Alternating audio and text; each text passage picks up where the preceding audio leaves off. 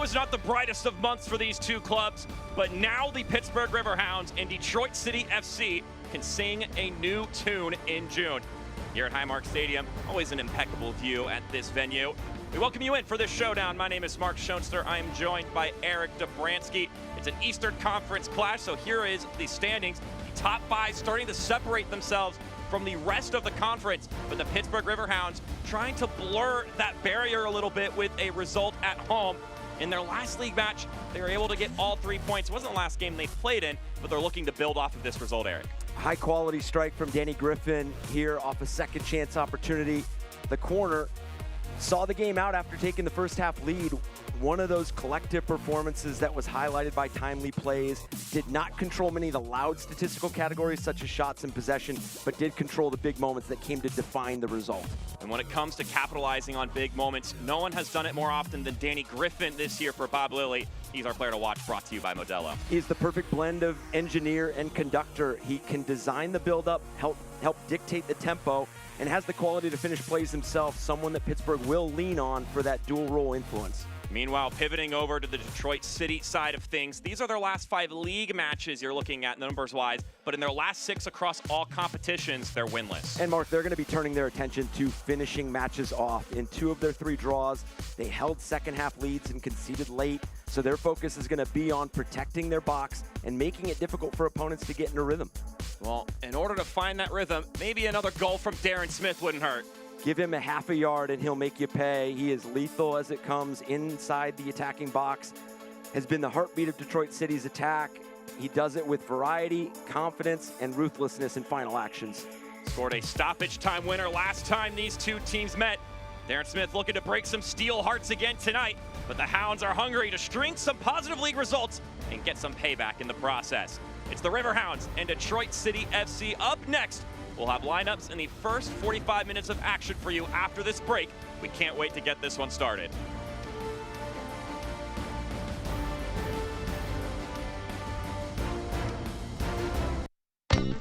Ain't no better feeling than a cold one in my hand. Well, that's why I'll be keeping Iron City in my plans. Oh, everywhere I roam, I'll be thinking about my home. Sitting pouring on the iron right before I go to rest. And when I'm laying in my bed, there's only one thing in my head. Just an ice cold can of Pittsburgh PA's best.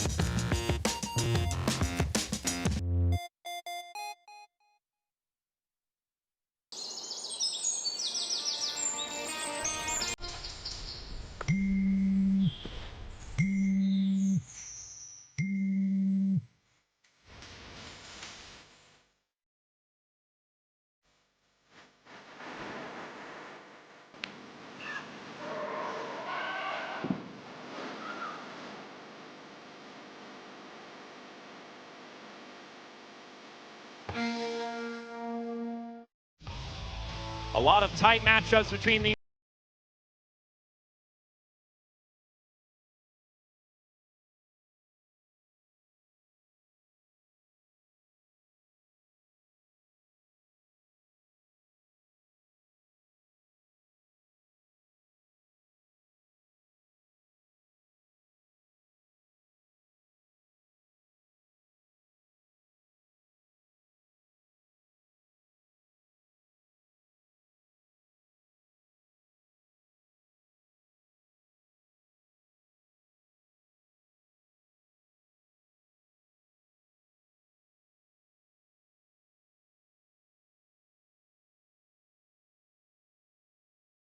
Here is Danny Dicchio's side that he's going to be trotting out today. The performance in midfield tonight will enhance the quantity of chances each of these teams see.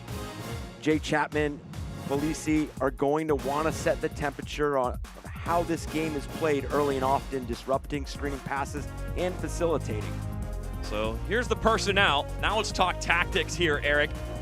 From the perspective of each of these teams, how are you building a win today? For Bob Lilly and Pittsburgh Riverhounds, it's about influencing key areas, and those key areas early.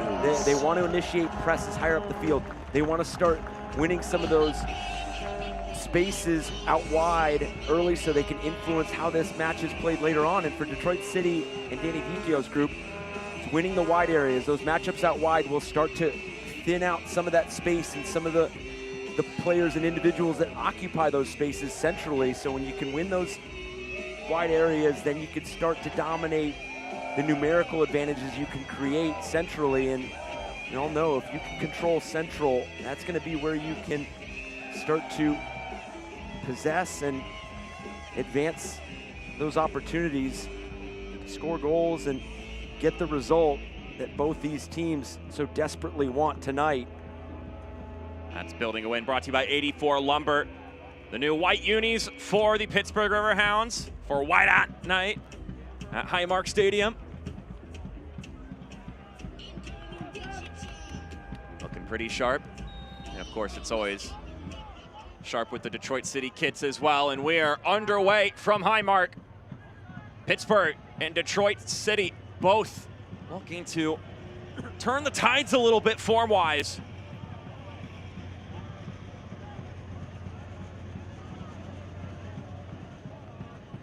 Much like the train in the background, we are chugging along to get this one going.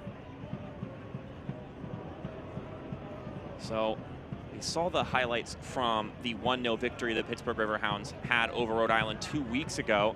The funky thing is they then proceeded to play Rhode Island again last weekend in the Jägermeister Cup here at home and lost that game 1-0. Bob Lilly felt they actually played better in that game despite the negative result. Just wasn't a ton of clear-cut chances throughout the match, and he didn't like the slow start they had in the game, but ultimately disappointed by the result because he felt they improved, especially going into the second half, but at that point, Detroit had something to protect with the 1-0 lead. And it was interesting because he felt like they were less aggressive at home in that matchup against Rhode Island, whereas the week prior, they went on the road and they came flying out of the gates. They initiated press higher up the field. They did it collectively. They closed a lot of those channels and a lot of those playing spaces. And that's going to be something that Pittsburgh and Bob Lilly want to do moving forward, is control home field advantage, dictate the tempo, set the pace. And he did emphasize doing those early and not waiting for other teams to kind of settle in. So these opening moments, crucial according to Coach Bob Lilly. Let's peek at the AHN injury report, the official medical provider of the Pittsburgh Riverhounds. So none reported. Now, if you wanted to change that to who's available, Beto Idrach for the Pittsburgh Riverhounds is not available for selection, but he's not hurt. He's just playing with the national team right now. So if there was ever a reason why a player wasn't available for selection, that is the reason you would want to have. He played last night. And you always like to see, especially at this point in the season, that your teams are healthy and available about 1/3 of the season in, and a lot of those themes, those trends, those patterns begin to showcase themselves week in and week out, and you want to see those with full availability and your full complement of the 11 and the depth that you've created throughout preseason, and now entering that middle third of the season where, as Bob Lilly put it, start to reel in some of those teams that are above you and put some pressure on those top four. I was curious, it's the Puerto Rican national team trying to fight for qualification in the 2026 World Cup. So not only international play, but pretty important international play at that. There's a look at Danny Dicchio. They're looking to clean out a bad taste in their mouth after last week on the road in the Jägermeister Cup against USL League One side, Portland Hearts of Pine, a game they lost 4-2. They had 69% possession. They outshot Portland 24-12. Though when you go to the shots on target, it's only a 9-5 difference. But the fact of the matter is, USL Championship team, it's an upset when you lose to a USL League One team. It is, and did not score a goal until it was already 3-0 in favor of Portland Hearts of Pine.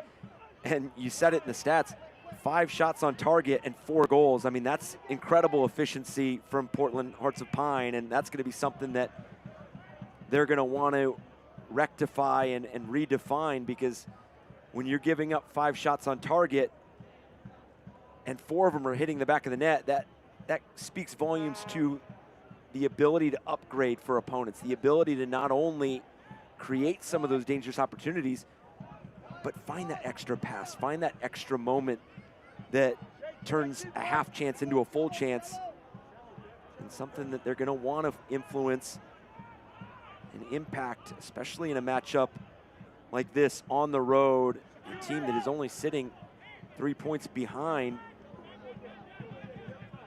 So I give one side of the coin. It's an upset, obviously, to lose to Portland there. But you could look at it from the other perspective, which is that that's a tough venue to play in Portland. They've very quickly established that they've got a great energy, a great fan presence there, much akin to the like of a Keyworth Stadium or a Highmark Stadium. And also, they've got some pretty talented players on that roster, and they got a good coach as well. So although you're still, of course, disappointed with the result, that is not an easy bout at all.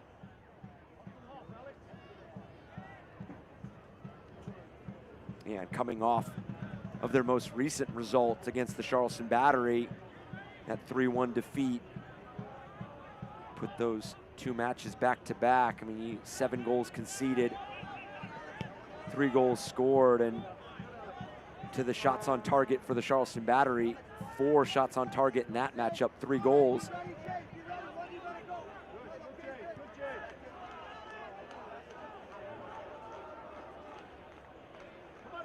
Certainly a different challenge going up against this Pittsburgh Riverhounds side, because scoring goals has not been the story for them this season, but they have been awful stingy on the other side. They'll push forward now. Service driven inside, chested back out.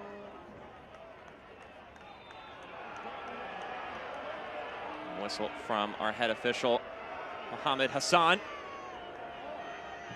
Refereeing crew in the green uniforms this evening.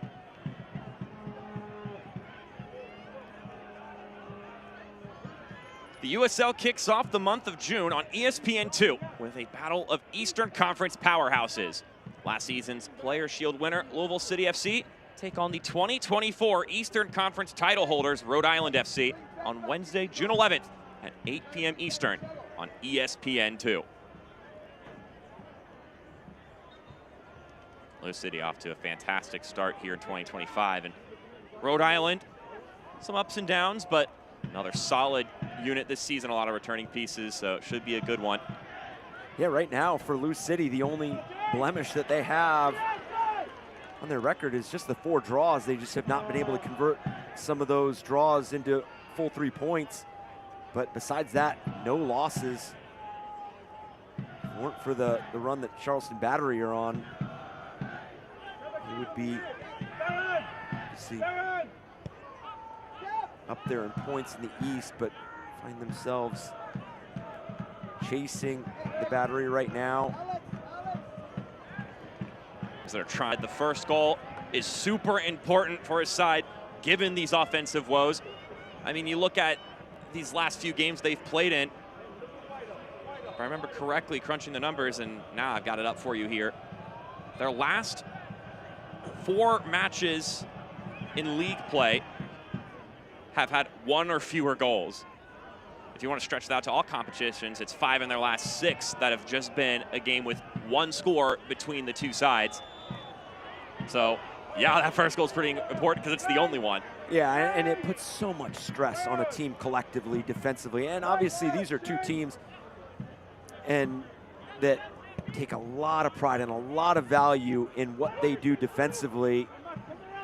But for Pittsburgh, when you're not scoring at the clip that you feel comfortable with and getting results and being able to be sustainable and reliable, it does put that pressure to be that step early, that ability to read and disrupt and make those defensive plays, because you just don't know what's going to become available in the attacking box. And that's what Pittsburgh is looking to do. Yes, they want to solve problems here early and in this match because it is the current match they're playing in, but they also want to continue to build towards an identity that is sustainable, that is consistent, that game in, game out they can rely upon to be that presence and that threat.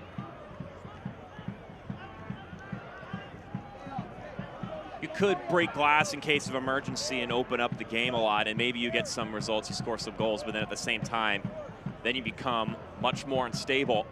Because it's a double-edged sword, these one-goal games, because on one end, you can look at it and go, shoot, this is a very thin margin for us to operate on. We've got to defend really well and hope we're the ones who get that goal and win the game.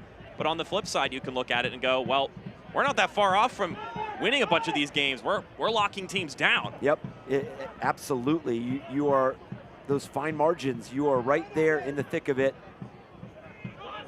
A play here and there flips a result and gets you all 3 points and gets you in the momentum and trending in the direction that you're looking to go. And it's fascinating to have conversations with coaches throughout the Eastern Conference, because you bring up Danny Cruz and Lou City. They wanted to fine-tune and work on a lot of defensive pieces. Felt like they were coming from behind a lot last year, which they were. They led the league in points picked up from losing positions, so they wanted to tighten that gap. They wanted to make score lines a little less. Those 2-1 results, those 1-0 results, we're finding them. Where Bob Lilly and Pittsburgh Riverhounds going into the season, they wanted to open up the playbook offensively. They wanted to make it more fluid, more multidimensional, more multifaceted. And sometimes that's the hardest part for a group to put together, because it's the part that lacks so much space. You lack time.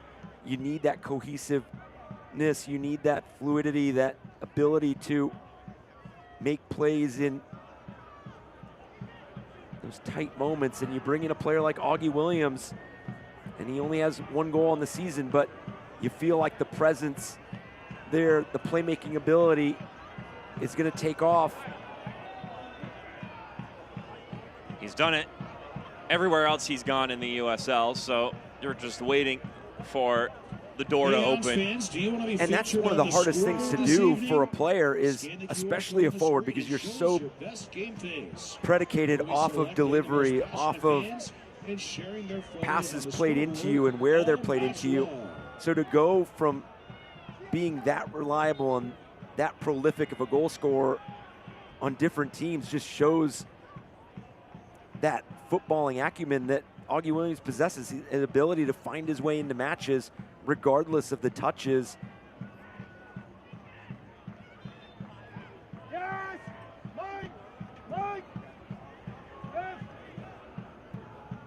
Detroit winless in their last 6 matches across all competitions. The last game they were able to win in any game was against the Pittsburgh Riverhounds back at Keyworth, a game in which Darren Smith scored a stoppage time winner in, believe it or not, a 1-0 scoreline. So they are desperate to get back in the win column. Their early season was so good that they still are sitting at 5th in the conference, and they're able to afford a rough stretch and still very much be in the conversation for the top of the table. And with that said, both these teams, with their defensive structure, they sit amongst the top 5 in the league in clean sheets. I mean, both of them boasting 4 this season. I mean, 4 clean sheets in 10 to 11 games. I mean, that is a high percentage in terms of how difficult you are to break down through not even just the beginning portions of matches, but full 90 minutes. I mean, these are two teams that have committed players to get not only behind the ball, but make those interventions that influence results and define matches, and whether it's a tackle, whether it's thinning out some of those passing lanes and making it very difficult for teams to set that pace.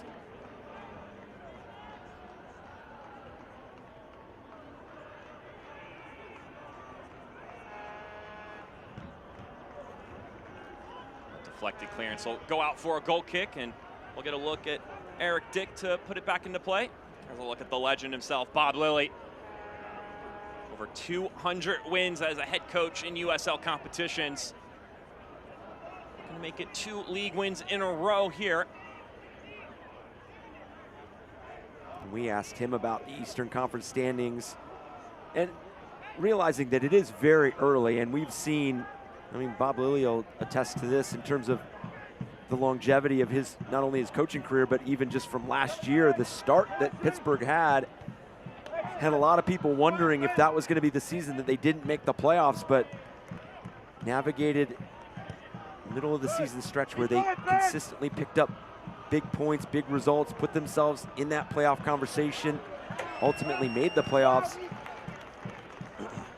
Felt like this year there's 3 teams that have been extremely consistent when you look at the Charleston Battery, Loudoun, and Lou City. Obviously Loudoun and Charleston facing off tonight.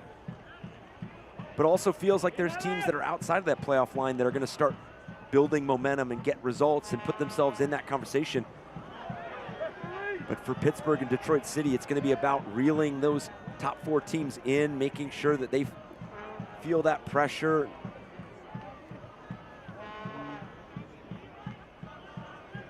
"15 minutes in, both sides are feeling each other out. Nothing too dangerous a prospect for either side. Kind of expect that in these matches with the Riverhounds in particular. They have been locking down on opportunities. And it results in daring both themselves and their opponents to take advantage of those seldom moments when something breaks down. And this will be a good opportunity for Pittsburgh here early. And to your point just a moment ago, I would add that Pittsburgh, although neither of these sides have created a clear-cut opportunity, Pittsburgh is regaining possession higher up the field right now. Detroit City has had to build through all thirds, as we see here the foul against Reese Williams. This is one of those areas that Pittsburgh have found themselves consistently in. Tend to get high-quality delivery here, and seen Robbie Mertz get on the end of some of these. Obviously, he's the one delivering, but Danny Griffin scored a good one against Hartford early in the season. It'll be Robbie Mertz on the service on this set piece.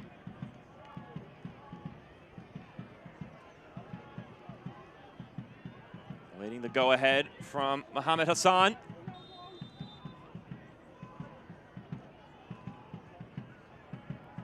Mertz rips it inside, and it gets palmed away.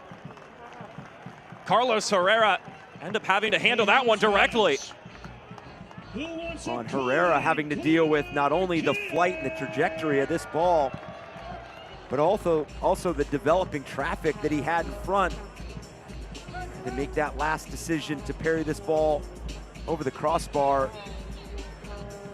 Wise with that decision, because it didn't look like that ball was dipping just at the right time.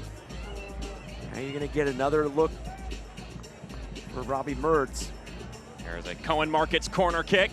It'll be Mertz from a different vantage point now. First corner of the evening. You can see the slew of fans all in the whiteout. Always love a good color rush, especially when it's a bright color. I prefer those. It just sticks out that much more.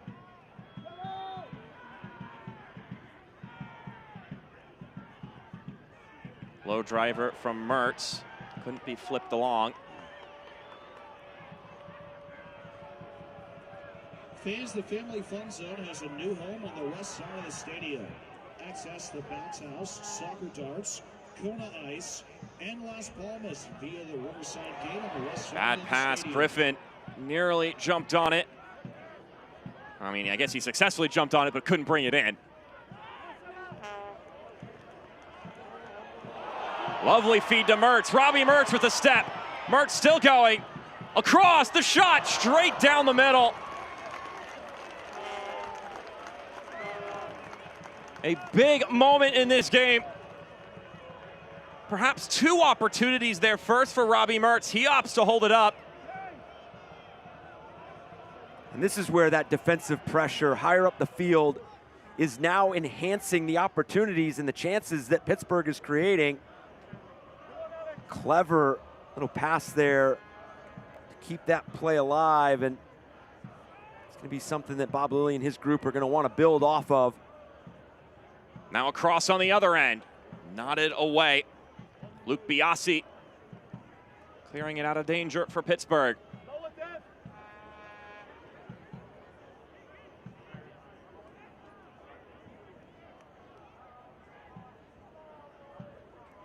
First opportunity for sustained possession in the attacking half. Crossed ball goes in, straight into the breadbasket of Eric Dick.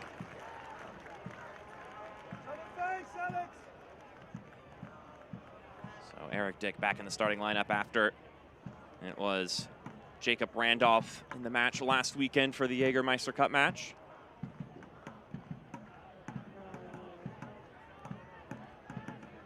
Four clean sheets this season for the 30-year-old goalkeeper.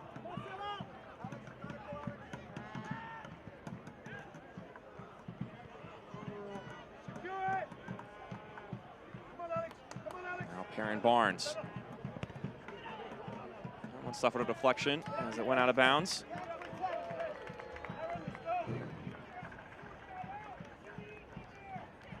Hey, Riverhounds fans, join us for our next home game on Saturday, June 21st against the Tampa Bay Rowdies for Fireworks Frenzy. Get your tickets today at riverhounds.com. Who doesn't love a little bit of fireworks? That matchup will be quite intriguing. The Tampa Bay Rowdies side desperately trying to claw themselves back into the conversation. Hit a tough stretch.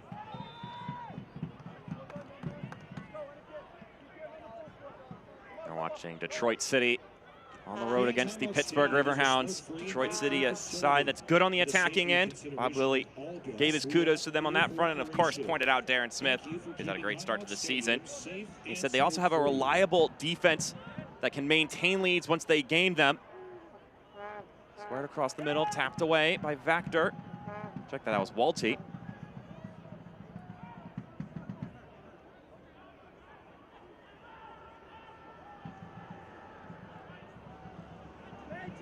It's a deeper team than years prior, Bob Lilly said about his opposition. You touch base on it, and the fact of the matter is right now there is a gap growing between those top 5 teams in the East and the rest of the conference, and at the doorstep of that is Detroit City. So Bob Lilly really wants to get a result here to bridge that gap a little bit. And for Detroit City, I mentioned it just a moment ago, their ability to close out matches holding a lead, that's why two of those 3 draws have just been uncharacteristic of that. Yeah. They conceded a 66th minute goal and then an 81st minute goal. First to Birmingham, the 66th, and then Indy 11 2-2 match. And you look at that, 4 points. If you pick up the full 3 points in both those matches, I mean, you're sitting top 3 in the East right now. So look back at matches like that, and you don't want those to be points that wear on you as this season grows. And as you start to chip away and stack performances, you don't want to have to add that stress of needing points. Run for Augie Williams out on the right-hand side. Watch the USL Championship in Spanish on 2DN, the nation's leading Spanish language sports network. Select matches will be available in Spanish throughout the rest of the season. Go to USLChampionship.com for the complete USL TV listings.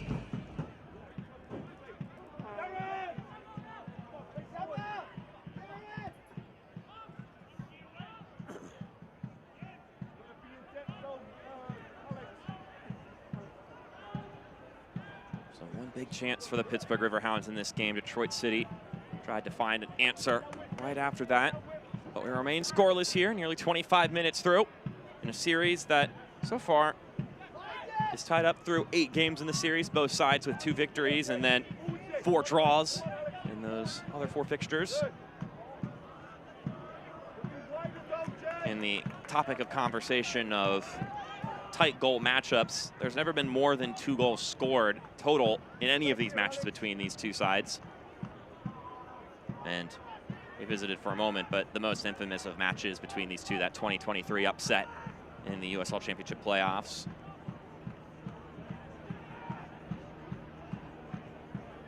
Always tight matches, though, when these 2 teams meet. And Detroit City, over these past few years, much like Pittsburgh, notorious for being stubborn defensively. 2 teams that are not going to beat themselves. It's time for a barbecue this June. Chef has been cooking up The rhythm offensively. Sometimes the most frustrating thing to do is play a team that is so structured defensively, because it just makes you hopeful in different scenarios, makes you force some situations in the final third that just don't exist. So sometimes you have the ability to upgrade or find that extra pass, but when you are playing a team that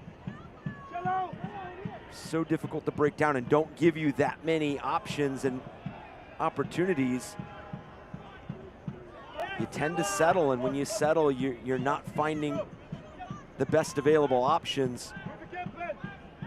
Right now you can see Pittsburgh, their desire to want to win the wide areas and close down some of those matchups. You can see Perrin Barnes continuing to make it difficult for Alex Villanueva to insert himself into the final third and make himself available to work off of Darren Smith and Sebastian Guinzotti.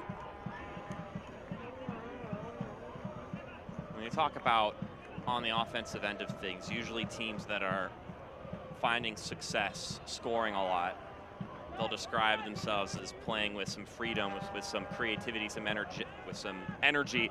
But when you get into a match and the chances are few and far between, when you get one of those chances, you're not just playing the game and feeling loose. You feel the pressure that, oh, this is my moment. I have to do this right now, or else I might not get another chance for the rest of this match. And so it works twofold in that way.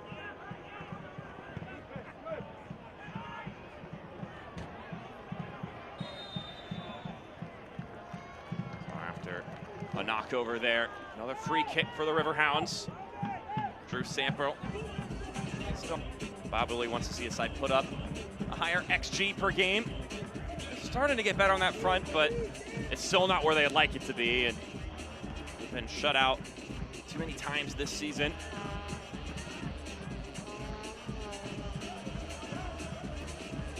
Will once again be Robbie Mertz on the service.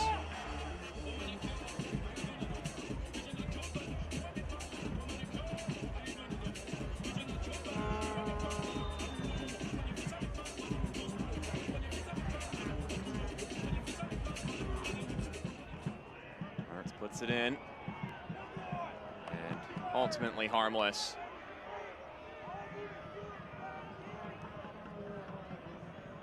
Found Sean Suber on the back end of that set piece, but all Suber could do was glance it along across the byline.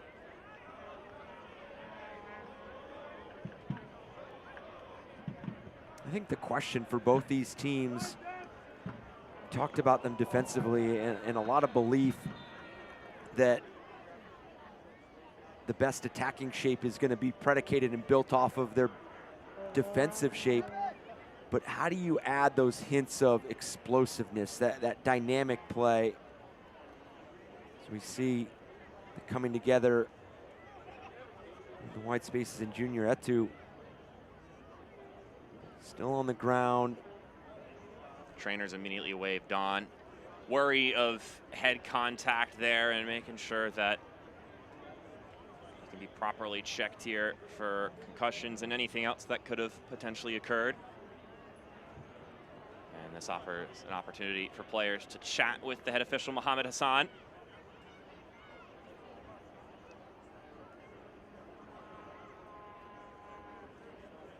Nearly 30 minutes through this matchup.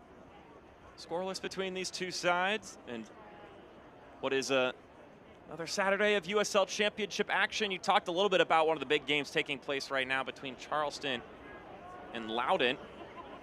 Here's a look at the active scores as it stands right now. So that game, 1-1, 20 more minutes to go. Could be a thrilling conclusion to that one. And then Rhode Island and Miami doing battle. Rhode Island getting the 1-0 win last weekend in the Jägermeister Cup here at Highmark Stadium. Miami's been able to pick it up and figure it out, though. After a slow start to the season, fans across the league are thinking, all right, is this Miami team going to struggle again this year? And the answer to that question is no. Up until their most recent loss to Birmingham, that 2-1 result that saw them score first. They had 4 straight results, 3 wins and 1 draw. So one of those teams that Bob Lilly was talking about, not specifically, but teams that are outside of that playoff line that you would expect to find and grow into a rhythm and build some of that momentum. Birmingham Legion being one of those as well. With the appointment of Mark Briggs, you're waiting for that to all come together. Currently sitting 10th in the East. Mertz progresses. Robbie Mertz tried to fire from the corner.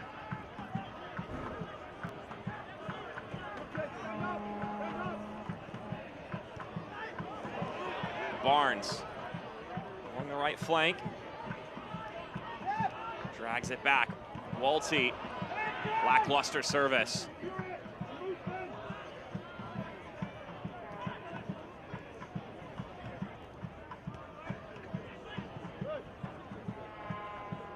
Detroit able to switch the point of possession and also maintain it here after the glance off Etu. It's Whiteout weekend here at Highmark Stadium. Hey, Riveters fans, join us for our next home game on Sunday, June 8th against FC Buffalo. Get your tickets today. Swing by the Riverhounds team store next to the Corona Cantina and get your fit ready to help us defend Fort Highmark. New drops, same hounds, pride. Gear up today.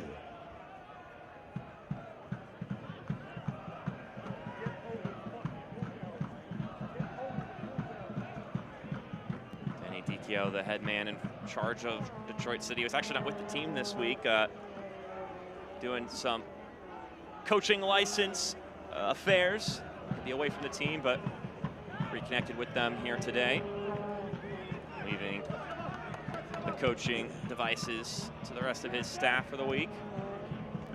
Nick Basovic, Emerson Lovato, the rest of that crew. Obviously, he still probably had his say in how things were going, just not in person. Absolutely, and you could hear him on the sideline telling his team to get a hold of the ball. Wants them to make those decisions that help them retain possession, help them play that front-footed style that they like to. 15 goals scored this season, have them in the top 10 in the league. So a team that can definitely flip the switch, but just unable to keep possession right now and build out of the third. Obviously, a lot of credit that goes to the Pittsburgh Riverhounds and the way they're defending, the way they're climbing collectively. But also for Detroit City, they're gonna wanna find that consistent outlet, that ability to take some air out of the pressure that Pittsburgh is placing and really do what Pittsburgh's doing to them, win possession higher up. Put yourself in a situation where you're on the ball 50, 60 yards away from goal instead of always having to build out of these goal kicks and out of your defensive third. Just puts you in those positions where you can highlight those 1v1 matchups and catch teams unbalanced.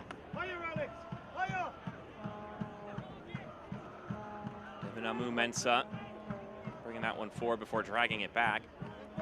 Only had one moment in this game where they were knocking the ball around even in Pittsburgh's half, let alone doing much to test Pittsburgh on the defensive end. Something could be brewing here, though. Out wide to Villanueva. Tap it to Polisi.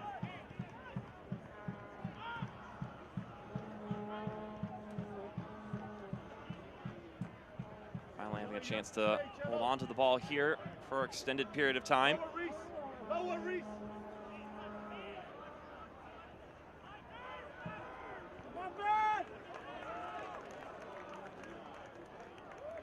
Danny Griffin traversing some pressure, able to hold the ball for Pittsburgh, and now they will make their way down the pitch.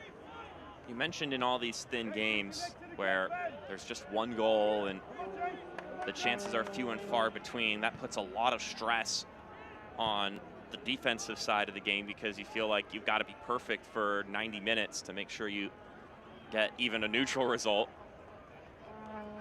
Probably has liked how his side has handled that pressure defensively. He said, we're going to chip away at the problem on the offensive side of things. So you just decide to open up the game. We could end up chasing it, and so far this season, they haven't proven that they can rack up a couple of goals in a small window of time. Opting for the slow and steady recovery as opposed to doing anything drastic. Well, it goes back to the word that you used earlier, that freedom, that ability to climb the field and become available in the attacking half at a rapid rate, and one that doesn't have you question in the back of your mind, where am I leaving my team defensively? What space am I leaving? What am I leaving available for the opponent if they do decide to counter, if they regain possession in this moment? So building that freedom to be dynamic. Service inside, headed over the goalkeeper! Perrin Barnes breaks the deadlock!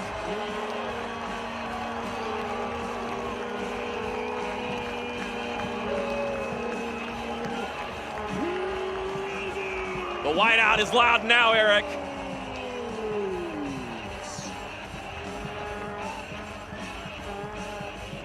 Perrin Barnes with his first goal as a Riverhound. How about this lovely service? And just the display of patience and urgency that earns your team an opportunity in a look like this. That delivery by Robbie Mertz is something that we have become accustomed to and has made him one of the more dangerous players in those spaces. And Perrin Barnes just continues to stack performance after performance for this Pittsburgh Riverhounds side, and now breaks into the score sheet. He does it on both sides of the ball. The delivery was quality. The run and the timing was absolute class. Robbie Mertz, first assist in league play, had one in the Open Cup. First goal for Perrin Barnes. That goal brought to you by Cohen Markets. When the Pittsburgh Riverhounds score first, it has been good news for the Pittsburgh Riverhounds. And Perrin Barnes, once he got a sniff of the starting lineup, has not let that spot go over on the right-hand side. Bob Willie calls him a great 1v1 defender and takes pride in shutting a player down on that side of the pitch. But in the preseason, we're struggling a bit on the ball and being a consistent creator. But once he's gotten into league play, he has proven that he is the reliable source on the attacking end, and now he's got the goal to show for it. And that's what you see him doing, is continuing to evolve as a player, continuing to add tools to his toolbox, the ability to not only be a solid 1v1 defender, but now that presence off the ball in the attack. And another good win at midfield for Pittsburgh. Quickly turned back over. Guenzati playing it off for Morris. He's able to play it out wide.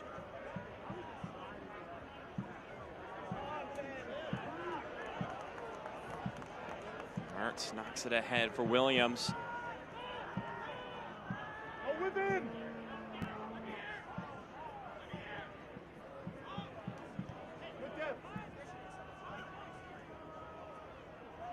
So a goal from Perrin Barnes puts the Hounds ahead. And some contact in the middle of the pitch. We'll stop play for a moment here. Select is proud to be the official match ball supplier of the USL Championship. From the Academy to the big leagues, Select is there every step of the way. Visit us.select-sport.com for the latest Select products, specials, and more. Select, the player's choice.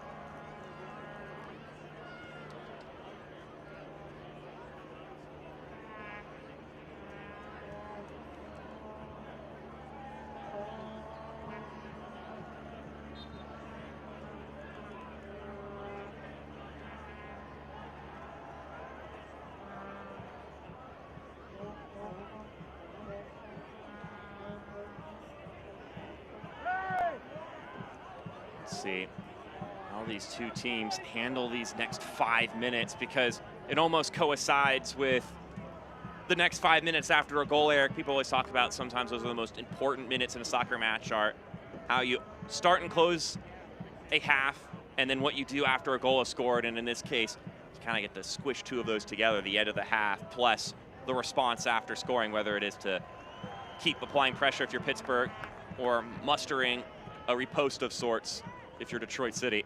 Yeah, you know you're going to get a reply and a response from Detroit City. They're going to collaborate. They're going to problem solve. They're going to try to figure out how to get width.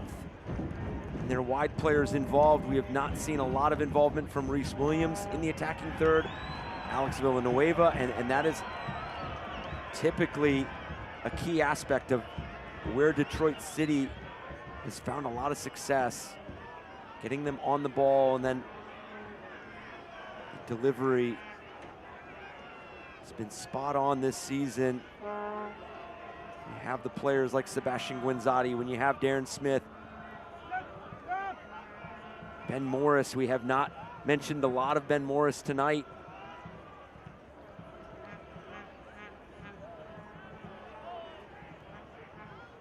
Been quiet so far offensively for Detroit City.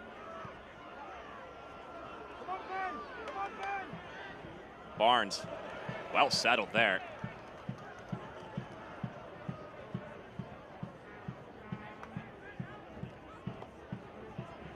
Etu puts a lot of air under that one, and it bends out of bounds.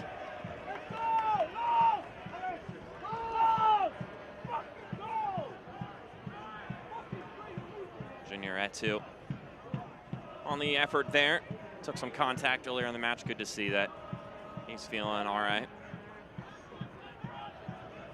It's that part of the year where players start all having some sort of knock, and they're just pushing through it.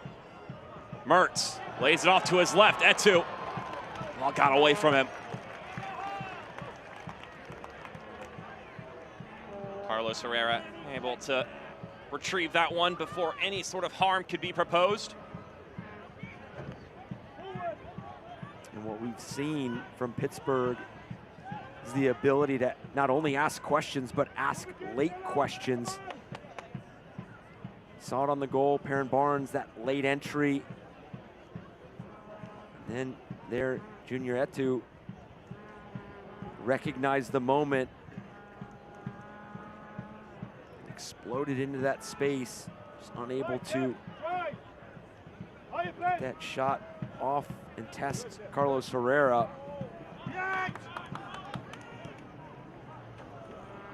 Williams taken off the ball there by Shane Wheat, the veteran.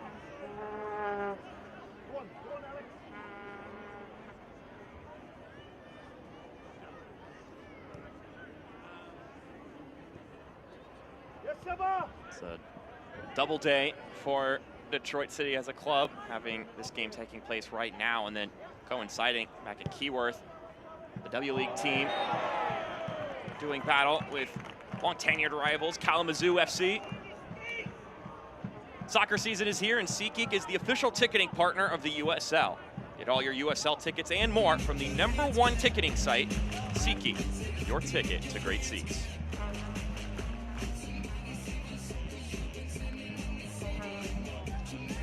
Get your tickets to the next Pittsburgh Riverhounds game here at Highmark Stadium. Get to see the beautiful city backdrop. One of the best views in all of North American soccer. Get a view of the Mon River bridge into downtown. A stadium feature that is shared by all of the outdoor venues, of course, in Pittsburgh professional sports.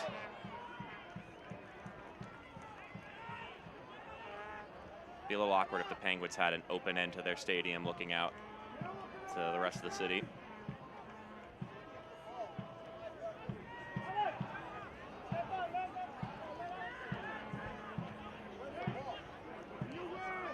Danny Dicchio knows that he has to have his team switched on here for this delivery and this restart. 2 minutes of stoppage Down time. 1-0. 2 minutes. You want to start building some of that momentum and controlling the narrative going into this break. 2 more minutes to go here in the first half of action. A goal from Perrin Barnes separates the Hounds from Detroit. Mertz lobs this in, but dominoes falling over inside the penalty area. So with 90 more seconds, Detroit will have the opportunity to bring it forward. Here's a look again on the Narcissi Winery replay. You always want to create that havoc, that chaos in front of the goalkeeper. And I think as this scoreline stands, Danny Dicchio and his group have to feel like there are just some slight adjustments that can kind of tilt the table and start shifting some of this momentum. Just have not been able to keep the ball in some key moments. Cross bends in, nodded away. Detroit will pick it back up again. And then defensively, first ball pressure, that ability or inability to make the next play predictable has hindered Detroit City's ability to get on the ball higher up the field, put Pittsburgh in some dangerous situations. Clever play there. Jackson Walty doing really well, earns the yellow card and a free kick. He doesn't get the yellow card, but his actions drew the foul. Puts Pittsburgh into another situation where they can get this free kick in the box. Test Detroit City before the break. Michael Bryant issued the booking, his third yellow card of the season. And one more action here in the first 45. Mertz drills this in. And no corner kick will take place. That is the first half. Perrin Barnes with his first goal with the Pittsburgh Riverhounds has given the Pittsburgh Riverhounds the advantage after 45 minutes. 1-0 your scoreline. It was a lovely service from Robbie Mertz. He just had to rise up and get it over top of Carlos Herrera, the goalkeeper. And Bob Lilly's unit will go into the break with the advantage. So this is where our show will come to a halt for just a moment. We've got a break, and then when we come back, we've got some halftime content to disseminate with you. But after 45 minutes, it is 1-0 in favor of the home side Riverhounds. We'll be back in a few.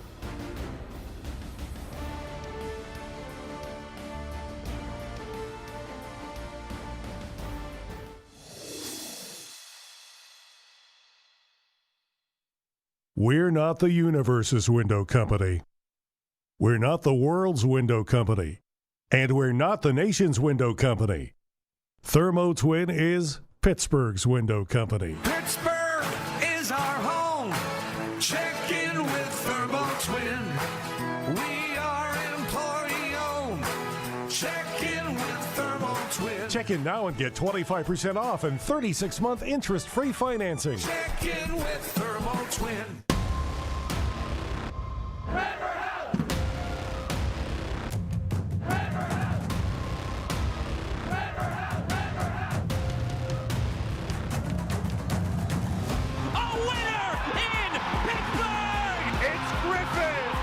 but the captain comes through. Mertz on the follow-up, buries it.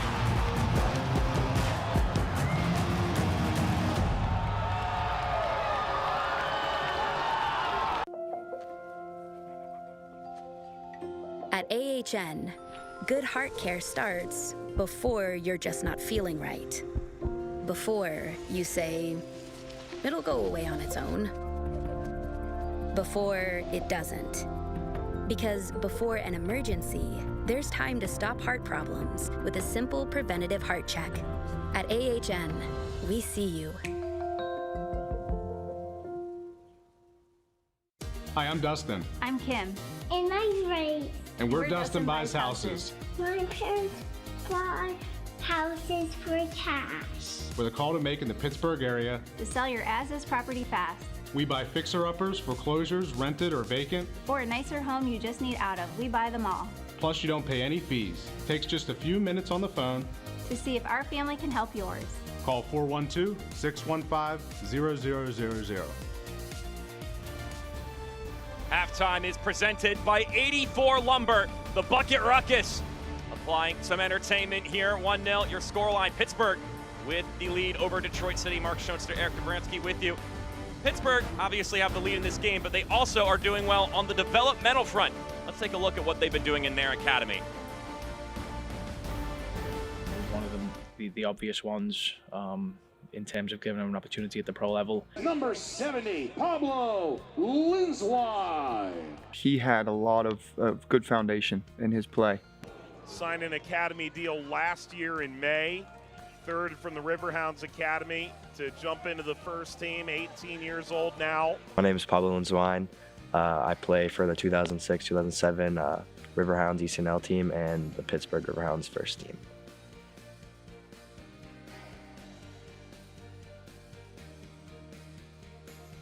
Kevin Kerr always pushed me to do my best in training, always being on top of me about just everything and he always pushed me at the first team. I started training with the first team my freshman year, and that was a big eye-opener for me because I realized, like, wow, like this is what the professional level is like. Yeah, it's always a big decision to give somebody their debut, especially an academy player.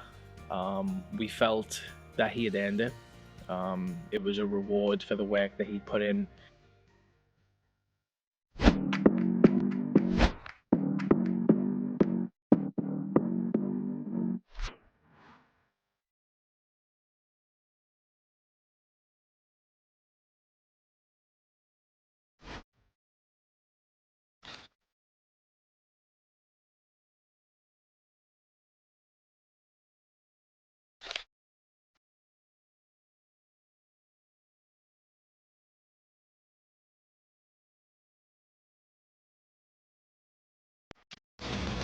And how it's more sustainable this time around in their long-term vision.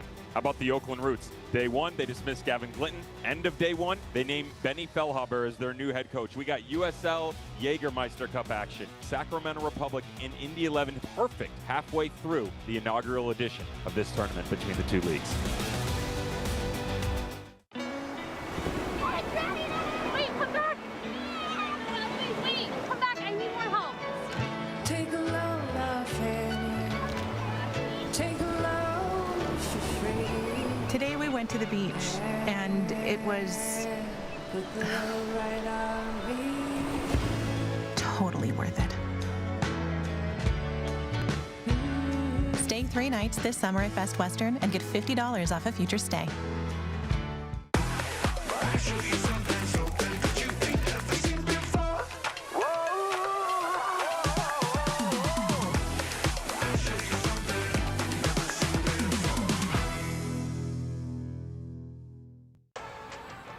How does Crystal Geyser Alpine Spring Water keep you in the game? We always source our water directly from the natural spring to fuel every body, no matter how you like to move it. So whether you're chasing your goals or just staying active this summer, make sure to stay hydrated with Crystal Geyser Alpine Spring Water. Always bottled at the natural spring source. Pain doesn't care who you are or why you hurt, but pain can be mastered if you know the way. Focus! Fight back with Tiger Balm's legendary herbal power, Whatever it takes. Trusted for over 100 years. Tiger Bomb's proven herbal blend tames pain with the strength and speed of the tiger so that you can rise above pain. Let's make a Karate Kid. And get back to living. This is the way of the tiger.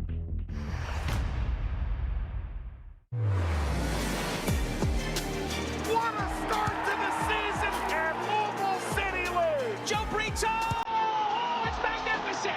What a finish!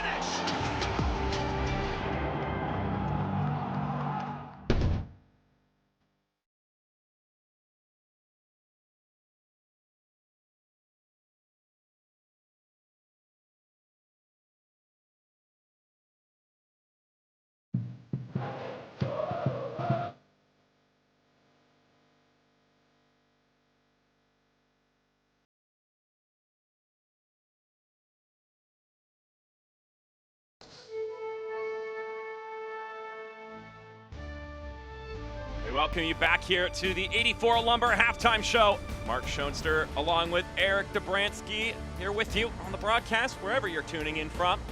1-0 after 45 minutes. Perrin Barnes putting the Riverhounds ahead of Detroit City FC. Just a look at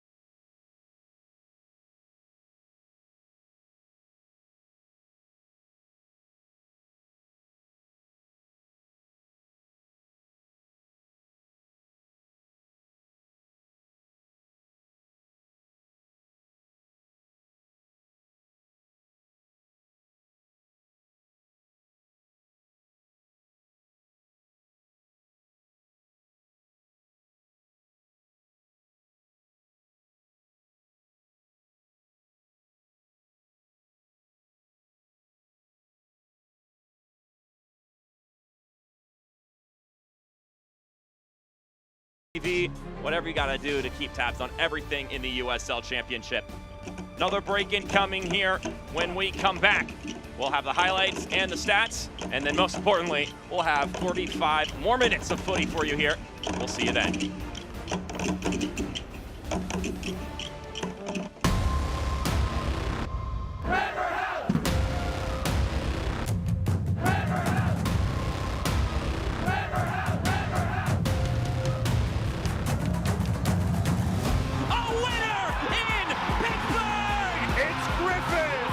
But the captain comes through. Mertz on the follow-up, buries it.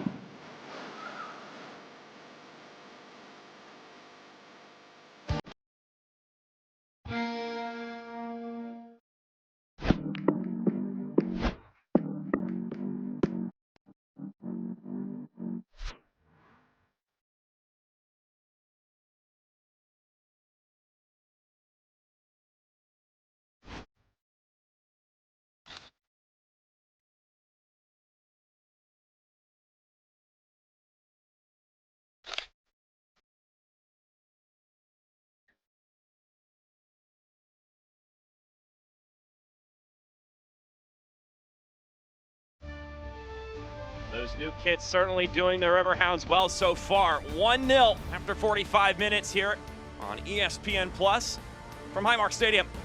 Mark Schoenster and Eric Dobransky with you on the broadcast. Let's take a look at the first half highlights presented by Corona. Yeah, it's been a sturdy and steady performance from the Pittsburgh Riverhounds thus far, and heavy involvement from that man on that delivery, Robbie Mertz. He's on all of the free kicks and restarts, and he has been heavily involved in the run of play as well. And Pittsburgh have found themselves in positive situations with some of the turnovers they're creating. Robbie Mertz getting touches inside the 18-yard box, just unable to get Herrera into a difficult save here. Good build-up. It started with a ball won by Jackson Walty and then ends with Jackson Walty on the ball. And this being one of those rare occasions that Detroit City were able to get numbers in the box, and Reese Williams with that wide delivery. And you see, you were able to flood the areas they needed to, but Pittsburgh just continued to chip away, and that delivery from Robbie Mertz, something we've just become so accustomed to seeing. And then Perrin Barnes, the performances he's been putting together and now breaking through with his first goal, that's going to be something that he's going to build his confidence, and something that Bob Lilly is going to enjoy seeing for a long time. A lot of goose eggs on that right-hand side for Detroit City FC. Tweaks are going to be needed to be made in order for them to find an answer in this one. And for Pittsburgh, also leading in the category of final third entries, and it just showcases them the ability of winning the ball higher up the field. 43 final third entries to Detroit City's 22. Now where they're going to want to upgrade is only 5 touches in the opposition box for Pittsburgh Riverhounds. So for the 43 final third entries, they're going to want to upgrade some of those final details as we see some changes for Detroit City. Danny Dicchio employing the work of Jessiel Sadeno. He steps in for Ben Morris, whom you mentioned in the first half. We didn't mention his name a lot, so they're opting to shake things up personnel-wise on that front. And perhaps Sadeno will have better luck in this match than his substituted counterpart did. Substitution to begin the second half for Detroit City. Checking out number 9, Ben Morris. And into the match is number 10. Mohamed Hassan, our head official, readying his watch, and end of the first half, there was a yellow card looking to get this one going once again here for the White at Pittsburgh.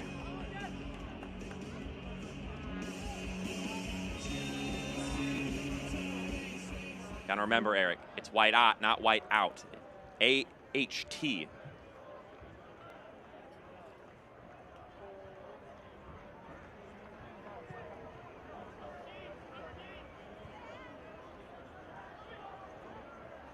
So the Riverhounds playing with the 1-goal advantage. It's the, as it stands right now, 5th straight league game that they've played in that has had just 1 goal total or less. Although, of course, I'm sure the Riverhounds would love to rack in a couple more goals in this game just to start finding that offensive flow. Even the fact they're up 1-0 at this point is incredibly promising, and they'll be pleased by that. Yeah, and what you see week in, week out in the East, in the West, throughout the league is this is becoming more and more a 2-goal league. You need to build that cushion. You need to build that ability to see games out. And second half goals have become so important. You can only continue to hold on to 1-goal leads for so long. And we talked about the pressure that not scoring goals puts on your team collectively, defensively. It's going to be an area that Pittsburgh is going to want to implement in this game and push and find that second goal. But for Detroit City and Danny Dicchio, have to feel like there's more out there for them in this matchup. They did not see a lot of the ball in the first half. In terms of positive moments, the ability to recognize some of those moments where they could push the ball up the field, they could create some of those overloads that they are so good at creating, and something for them defensively, setting better defensive traps. Their ability to make that next ball predictable has not showcased itself in the first 45, so something that they're going to want to construct here is a yellow card. Robbie Mertz comes in late. Let's take a look at it again on the Narcissi Winery replay. This ball just gets away from him, and Yellow card against didn't know that Reese Pittsburgh, Williams was number coming in 14, behind and Mertz. puts himself on a yellow card. And Mert's been heavily involved in every good chance that Pittsburgh has had in this game, including, of course, the goal that they scored, having the assist. And when you talk about the Pittsburgh Riverhounds and you go, oh, goal scoring opportunity, and you mention the name either Robbie Mertz or Danny Griffin, you go, okay, what's new? Turning into Riverhounds lifers, those two. Here's Jessiel Cedeno, the substitute. Got swarmed by white jerseys. Williams gets pushed over by Michael Bryant. Worth mentioning, Bryant on a yellow card. You won't get anything here, but that's going to put you on some thin ice. it is right in the front of the center official's mind now moving forward. And that's why you could see right there initially Michael Bryant appealing to the referee, but understanding that it was going against him, so he's just got to settle back and take the foul, and you know the official's going to talk to him, and Bob Lilly is going to talk to the fourth official, making sure that everybody is aware.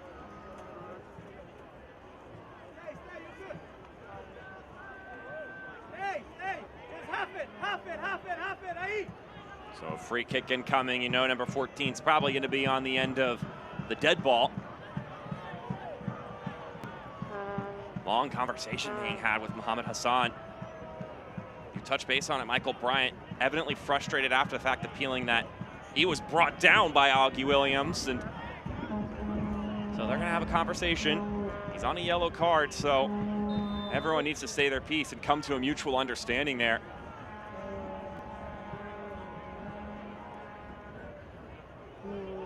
Too much juice on that cross. And good refereeing there, good dialogue.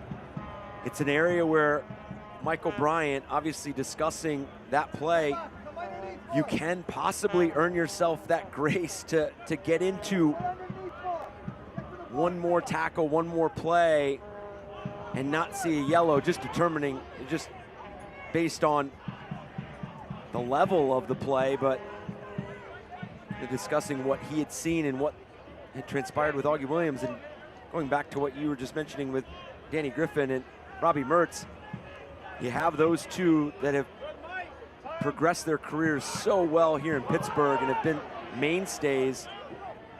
And then you add in the presence of an experienced player like Augie Williams.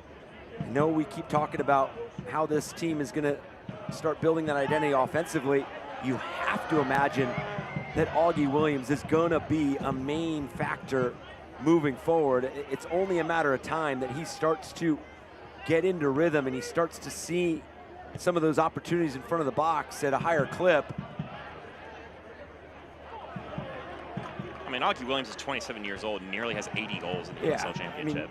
I mean, he has just found a way to be prolific everywhere he's gone, and right now, just the one goal in 2025, but he's gonna continue to ask questions. He's gonna continue to collaborate with his teammates. He has got so many dynamic tools that make him an absolute problem for opponents.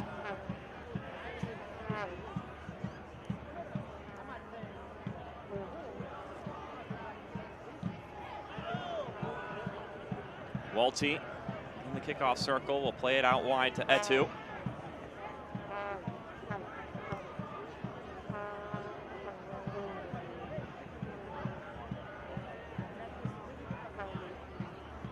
And you know, you can hear the Steel Army and the rest of the Pittsburgh faithful bringing the energy and noise here at Highmark Stadium.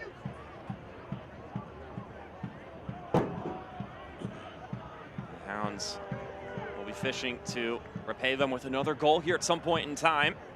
Certainly not content with just a 1-0 lead. Mertz rolls it out wide.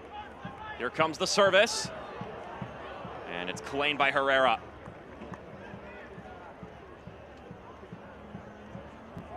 Can't watch the match? Turn on Sirius XM FC 157, North America's only 24/7 source for engaging soccer talk, including USL All Access on Tuesday nights. Plus hear live matches from the USL, MLS, Premier League, and more. All on Sirius XM FC 157 in the new Sirius XM app.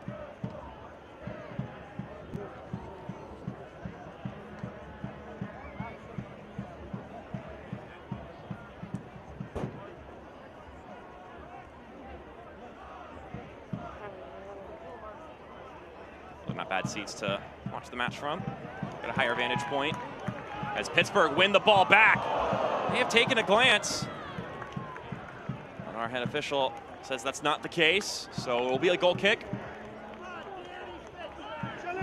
And I know Detroit City are dedicated to building through the thirds and building out of the back, but there's going to be some moments where they need to extend that passing range. They need to play a bit more direct and obviously with purpose and intent, but they are giving up some opportunities for Pittsburgh to pick up and regain possession with numbers higher up the field in good positions.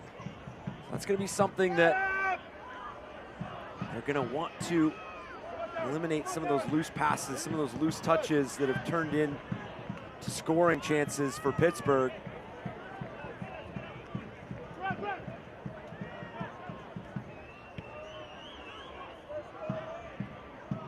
Lofted ball up the pitch. Won't go anywhere for Pittsburgh. Detroit will once again push ahead. Williams. It's a glance and now has a throw in.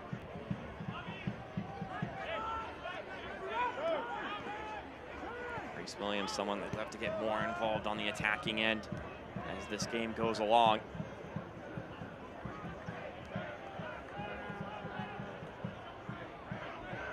Villanueva plays it back to Devin Amumensa. Fourth-year man for Detroit City. And another giveaway through the middle. Mertz drags it out wide.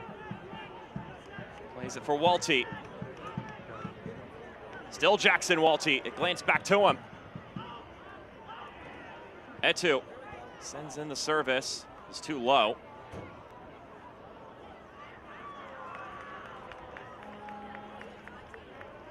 It'll be Pittsburgh ball deep along that touch line.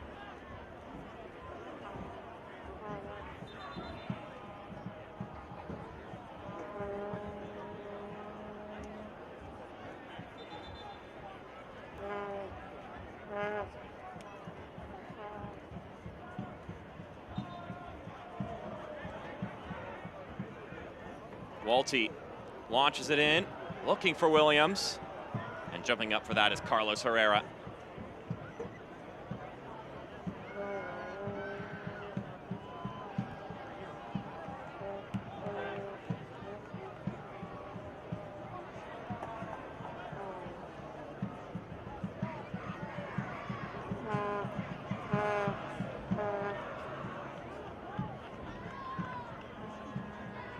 Who on this Detroit City side are going to help reclaim momentum and get a foothold in this match? A player like Jay Chapman jumps to mind. Experience of commanding the midfield. This one's spun up ahead for Smith. Darren Smith taking off the ball quickly. Pittsburgh do not want him touching the ball. Joining rare in Detroit City history as of late, having scored 10 goals across all competitions after putting one home against Portland last weekend. Just the 7th player in club history to have 10 or more goals. Ben Morris having done it last year.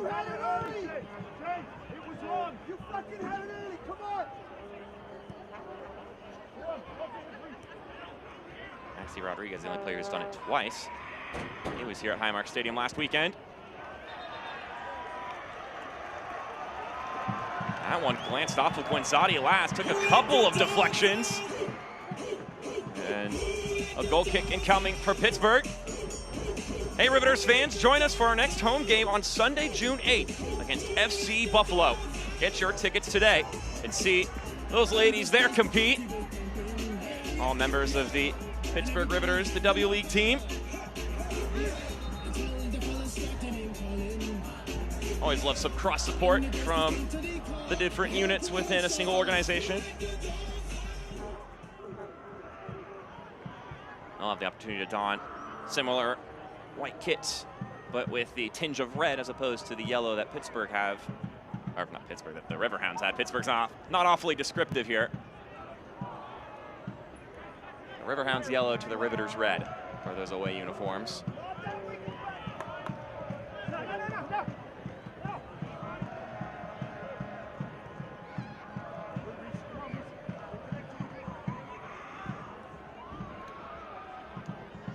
Lofted ball all the way down the pitch, looking for Guenzati, but only finds Eric Dick. As far as the goal-scoring department is concerned for the Pittsburgh Riverhounds, Bob Woolley feels like in training process, variability that you've mentioned throughout the show, it just hasn't translated to the game yet. But given the fact that they're seeing that progress in training and given the experience that Bob Woolley and a lot of these players have on this unit, they're gonna stick to that process, and they have faith that it's gonna click eventually. They're gonna continue to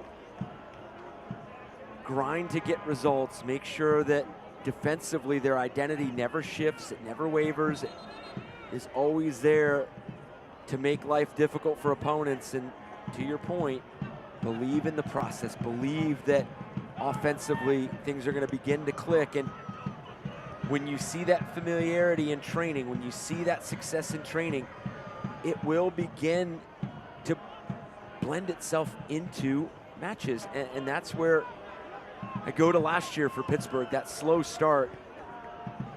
They grew out of that. They made sure that they made a good run, but they stuck to what their identity was. They stuck to what they do so well. Now he's not going to change, and winning the ball up the field right now is what is allowing them to dominate some of these opportunities. And Junior Etu has been at the forefront of that. Good pressure, and then his ability to earn the foul. Darren Smith with the challenge. Look on the Narcissi Winery replay. And when you see a foul like that against an attacking player for Darren Smith on Detroit City FC, it just shows you and displays the sustained possession and pressure that the Pittsburgh Riverhounds have implemented. Their ability to pin Detroit City back and force those attacking presences of Darren Smith, Guenzati. Obviously, we saw Ben Morris in the first half as well. Reese Williams, they have to get back, and they're defending in their own defensive third, having to make a play. And now we see that man, Robbie Mertz, on another free kick, and you know he has an idea of exactly where he wants to put this. Already assisted on one goal today in the 37th minute. Found Perrin Barnes.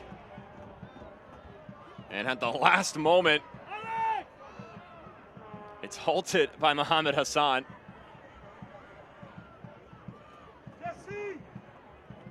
Psyched out right before the service was driven in.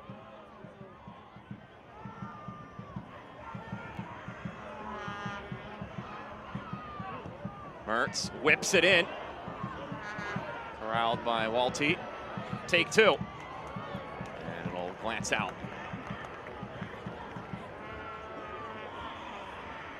Just missed that leverage on that free kick. Unable to clear that defensive line and put Carlos Herrera and Detroit City into a difficult situation.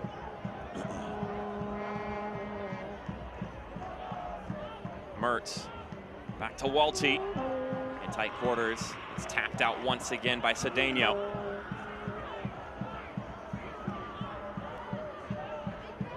Guillaume Vactor.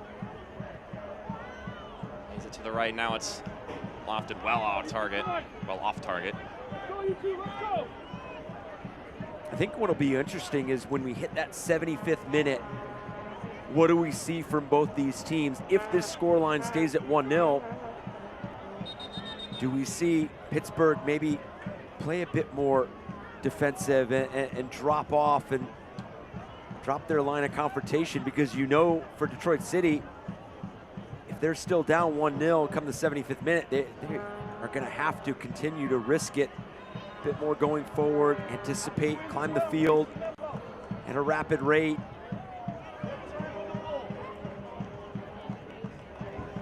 So you're going to get everything thrown at you. How do you adjust? How do you continue to preserve such a slim margin? Because right now, both these teams obviously want to build off performances and have those lead into the results, but both these teams will take a result regardless of how they look right now in terms of when you're playing an Eastern Conference foe.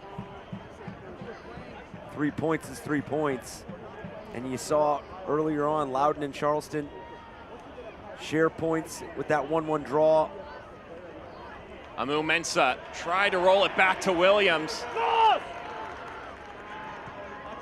Ultimately fruitless, and the Riverhounds will clear it away.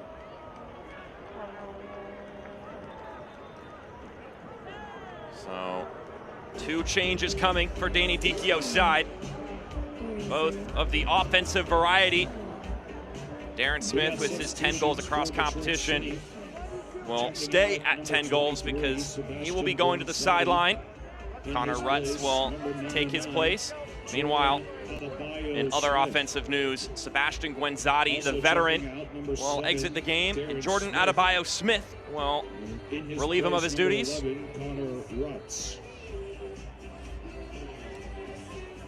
So Adebayo Smith for Guenzati and Rutz for Smith.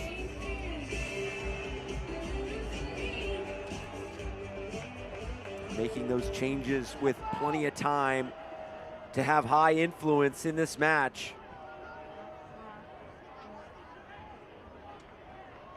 Trying to find Adebayo Smith very quickly.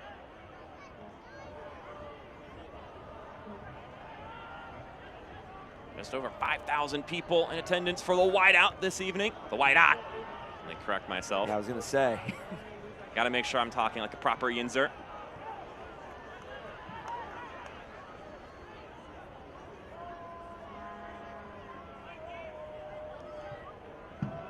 The Hounds on the prowl. Not a bad looking ball! And it trickles in. Robbie Mertz puts it away.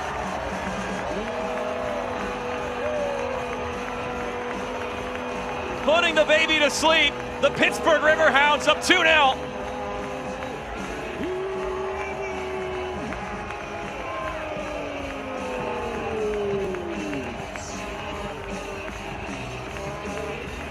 And just continue to ask difficult questions of this Detroit City side.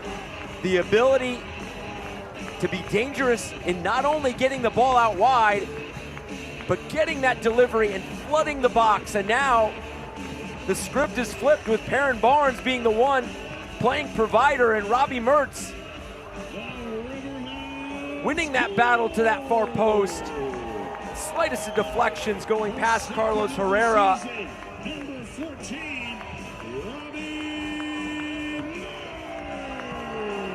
Robbie Mertz with his 2nd goal in league competition this season. His 6th year playing for the Pittsburgh Riverhounds total. Between him and Danny Griffin, they have over 10 years combined playing for this side, almost all of it together. And he has definitely been the brightest offensive piece in this game, and he has the goal and the assist to show for it. That goal brought to you by Cohen Markets. 2 goals for the Riverhounds. We talked earlier about, yes, up 1-0 for this Pittsburgh team. Skies are looking pretty clear, and you're pushing for the 3 points, but you'd love to get more goals just to start moving the wheel and getting that offensive machine going. And Mark, momentum is real. The ability to stack and build off of key plays. And you saw the commitment from Robbie Mertz to not only get to the far post, but to sell out at that far post.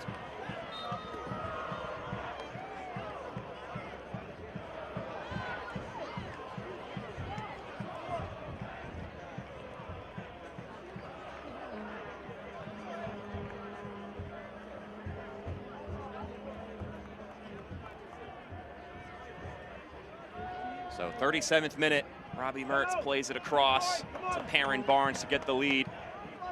And then in the 66th minute, Danny Griffin combines with Robbie Mertz to make it a 2-0 advantage. We've got 3 subs coming in for the Riverhounds.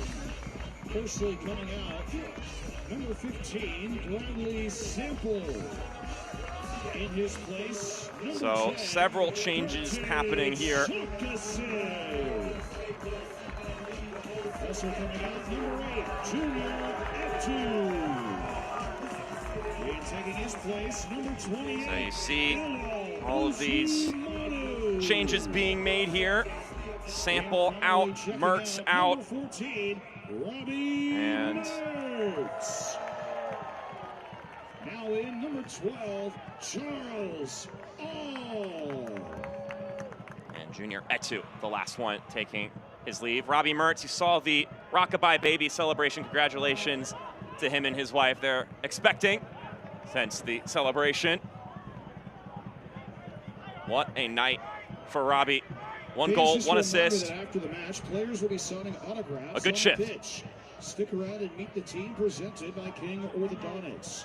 Pittsburgh's most confident smiles with locations in Wexford and Bridgeville. Visit them at kingorthodontics.com. Jacqueline Osumanu and All stepping into the match, looking to see if they can add their own flavor of offense to this game. It looks like it brings Luke Biasi to this left side. A combination of him and Jackson Walty. Yeah, Biasi dragging back and being in one of those center back spots with Edrach gone on international duty, but Osumanu can help cover that base for him. Adebayo Smith, squaring it in the middle for Cedeno, and the whistle sounds. eFootball is here. Live your dream, rep your team, and play as your favorite USL Championship club. eFootball is free to play. Download now.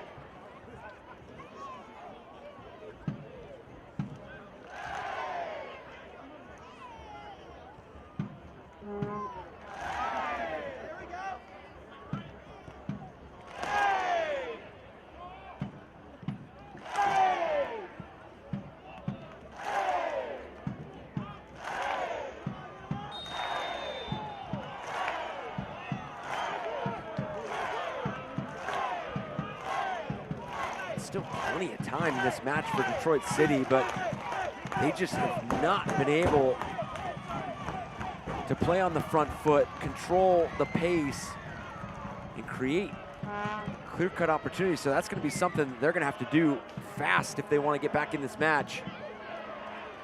But it only takes one opportunity, and it can flip the narrative completely. Something, nothing more dangerous than a 2-0 lead, et cetera, et cetera. You've probably heard that one before. And it's not just said, it's experienced by so many. Yep.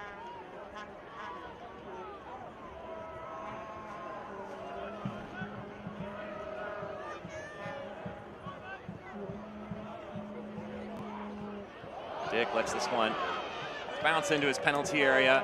A couple oohs and ahs from the crowd, but ultimately the veteran goalkeeper managed the situation. Hey, Riverhounds fans, join us for our next home game on Saturday, June 21st against the Tampa Bay Rowdies for Fireworks Frenzy. Get your tickets today at riverhounds.com.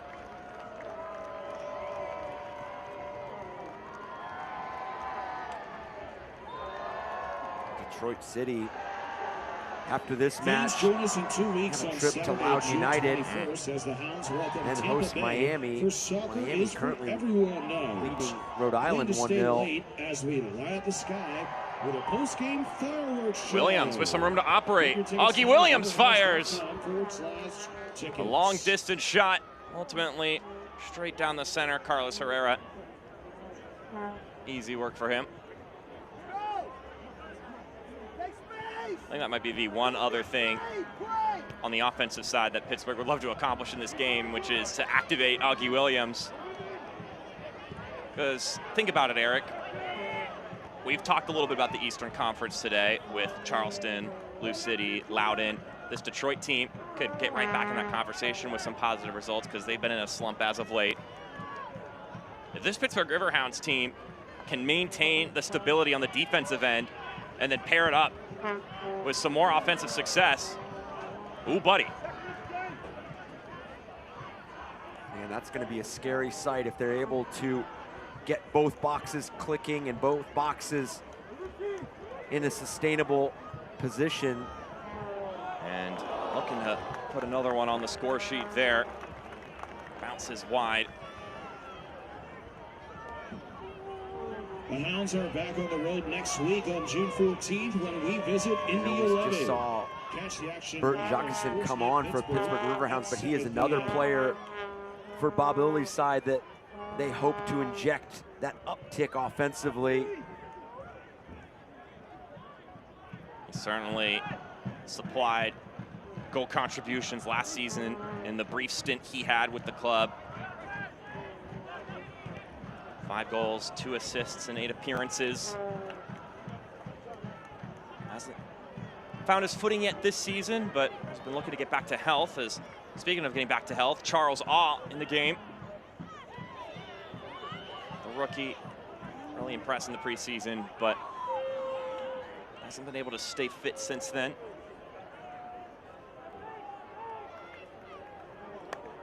Looking across the Eastern Conference, Bob Willie said it. Any of these teams can string together 3 to 4 wins and can beat those teams at the top of the table right now. It's a pretty evenly matched conference. And it just takes for one element or two of the game to start clicking for any of these sides for them to immediately be just as dangerous as your Loose Cities, as your Batteries and Loudons. It's going to be how these teams navigate and evolve. I mean, you're 10 and 11 games in. The scouting report, the patterns, the themes that you see within some of these teams are available. So now you go into each matchup with teams understanding and knowing how they want to implement and attack each other. How do you adapt? And how do you do it in a sustainable fashion where you're still effective both defensively but also in chance creation? As we see Villanueva coming off, just wasn't able to have the impact that Villanueva typically does within matches, and that would go for in both areas. Both wide players were just unable to find consistency in where they picked up possession, where they were able to get possession. So only the one deep service in the first half from Reese Williams, but besides that, not been able to create anything more. Haruki Yamazaki checking in for Villanueva. It's the second time that these wingbacks for Detroit City have struggled against the Pittsburgh Riverhounds. And now another change incoming for Danny Dicchio's side.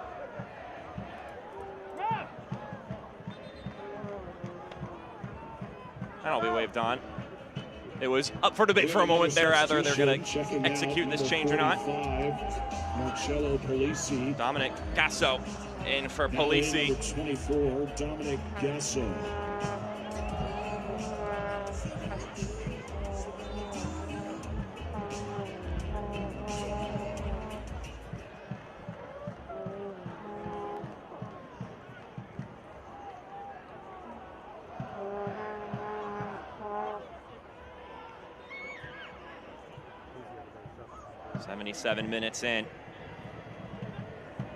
right match for the Pittsburgh Riverhounds. They've been able to generate some offensive moments and now have 2 goals to show for it, which has been hard for them to come by this season. And they have smothered defensively on the other end. A very good attacking unit in Detroit City. Jacqueson. Well there. Come on, Reese! Reese, come on! Come on, Jordan!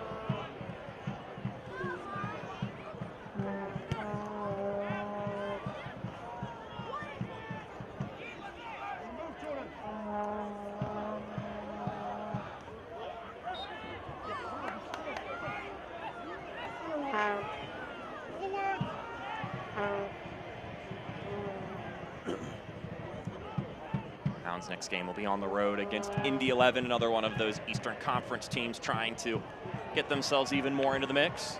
Tonight's post-game meal partner is Noodles and Company.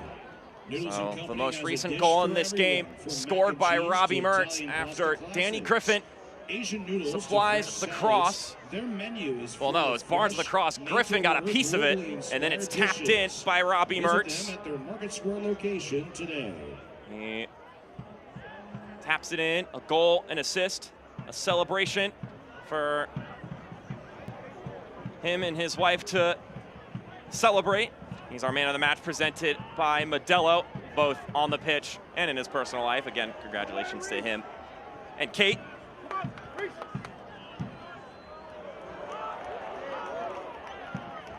Williams rolls it inside.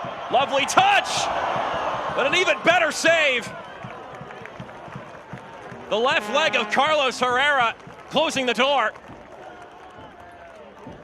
Nearly a first professional goal for Charles All. Did really well to reel that in. The awareness on that first touch. And the attention that Augie Williams commands with that service. You almost have to question if you step out and apply pressure, but you stay in the box, you defend it, but All's first touch was clever, crafty, and put him in a situation where Carlos Herrera into a situation where he had to make the save, especially at a 2-0 disadvantage. You don't make this save, it is a mountain to climb. Right now, you still have 10 minutes, and whatever is added to get back in this match. If you could find a goal and cut into this lead in the next 5 minutes, you can make this a frenetic finish.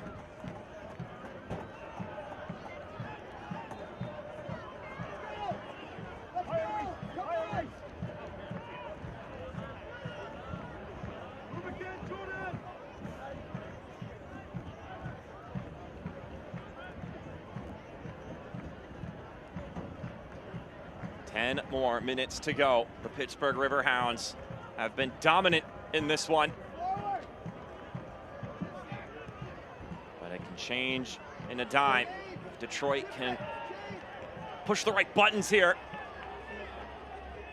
The USL Championship and League One are on CBS Sports and ESPN platforms all season long. Catch live matches and expert analysis every day on the CBS Sports Golazo Network and ESPN+. Go to USLChampionship.com or USLLeague1.com for the complete USL TV listings.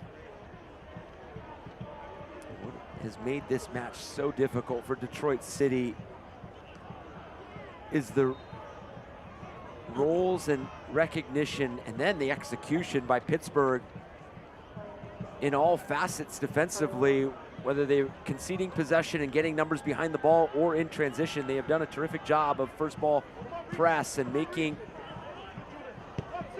plays beyond that very challenging for Detroit City, because Detroit City right now leading the numbers in possession.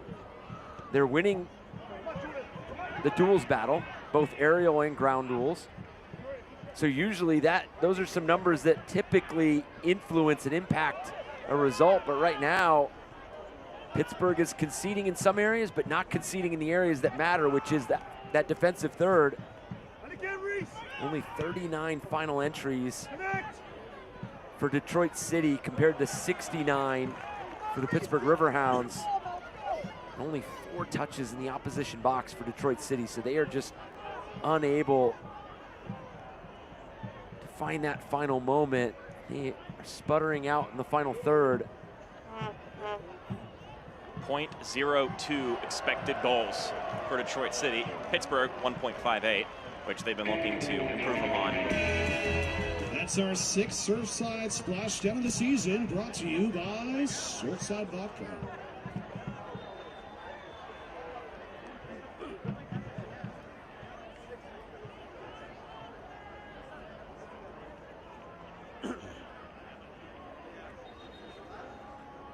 Mentioned earlier about all the national broadcasts you'll be able to check out on ESPN and CBS Sports throughout the season. And if you missed it at halftime, Detroit City FC getting another game added to that slate, July 26th against Westchester in the Jägermeister Cup. It'll be their final match in the group stage, and it's turning into a pretty tasty group in the Jägermeister Cup. Of course, the Riverhounds a part of the same group. That being Group 4 with Rhode Island, Hartford, Portland, Detroit, Westchester, and then of course these two. Well, I just said Detroit twice there, but you get the gist. Detroit City with that 1 win and 1 loss. Obviously that win coming against the Pittsburgh Riverhounds, and that loss, that most recent match against Portland Hearts of Pine, 4-2 defeat. It's been some tough sledding in the Jägermeister Cup. I mean, you don't get some of these early results, definitely put yourself behind the 8 ball and chasing some teams above you, and these groups are just absolutely stacked as we see Danny Griffin picking up the yellow card. His 4th booking of the season. Amu Mensah. I'll get it back. Service inside, headed upward. Not out of the woods yet. Still in the fray, ripped back across, no one to receive it. Williams. That's a hefty collision between Williams and Cedeno, and they're gonna call the foul on Cedeno there. Eric, I'd love your assessment of this situation, but I don't think that's a foul in either direction. Yeah, I'm actually very surprised, and obviously now a player from Detroit City picking up a yellow and not on the foul. As you see for Augie Williams, it's just this touch that goes away from him, and the player is making a play on the ball, and I think everybody for Detroit City shocked and surprised to see this go in the direction for Pittsburgh Riverhounds as we see the yellow card. Yeah, if anyone's at fault there, you got to put it on Augie Williams, because Cedeno gets between Williams and the ball, and then the collision is initiated, but I don't think there should be a foul in either direction. It's a rough break for the visitors. And a break that's going to lead to Pittsburgh on the ball and in absolutely no rush to get this going, as we see substitutions being prepared, coming on. So Aiden O'Toole will step in for Augie Williams, so that collision will be the last bit of action for Williams. And then Max Broughton will take the place of the first goal scorer, Perrin Barnes. And taking his place is number 6, Max Broughton. So now both goal scorers have made their way to the bench for the Pittsburgh Riverhounds. Barnes and Mertz. Mertz also with an assist in this game.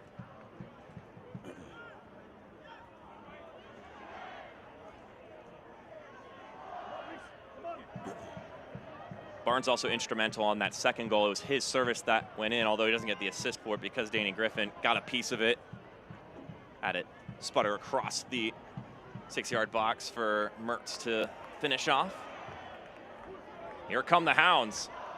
Charles All not on the same page with Aiden O'Toole, whom, by the way, turns 24 today, so happy birthday, Mr. O'Toole. A lot of celebrating going on for the Pittsburgh Riverhounds, on and off the field. I mean, I would go out on a limb and saying if they are able to keep this clean sheet tonight, this might go down as one of the more complete performances for Bob Lilly's group thus far this season. Done it on both sides of the ball.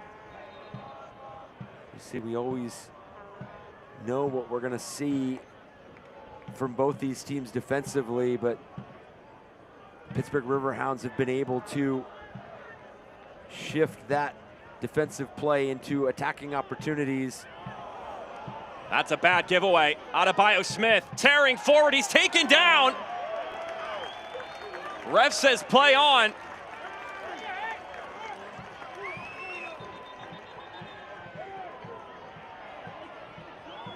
Jordan Adebayo Smith goes to the turf. And just a miscue that creates this, and Adebayo Smith puts himself, takes out, that's right in between three Pittsburgh Riverhounds defenders and brings on contact. He almost felt like if that touch was a bit longer to get him out of that space, he's come on and provided that explosiveness and that verticality that Detroit City were looking for, just unable to display tonight. Adebayo Smith still on the ground.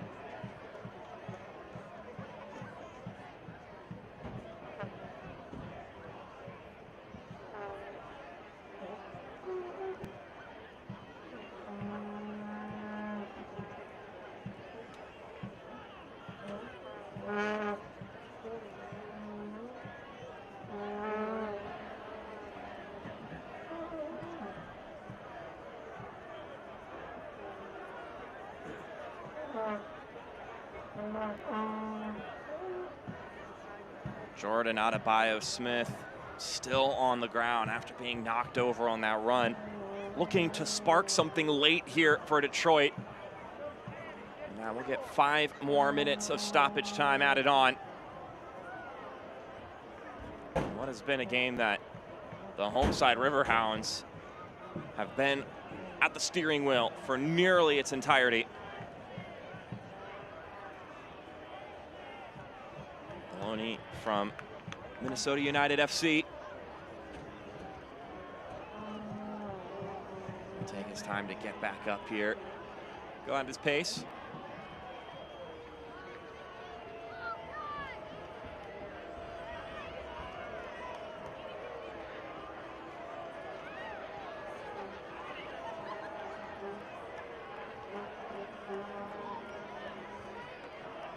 Oh, they got the vuvuzelas. There's a crowd that always comes prepared.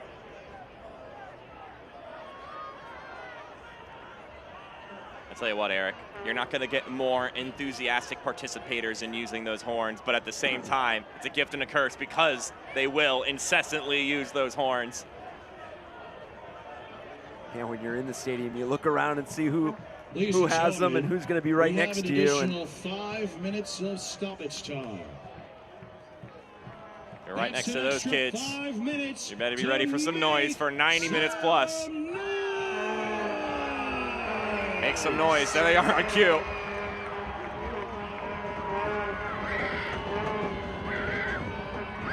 Just don't sound it off in the car ride home, please.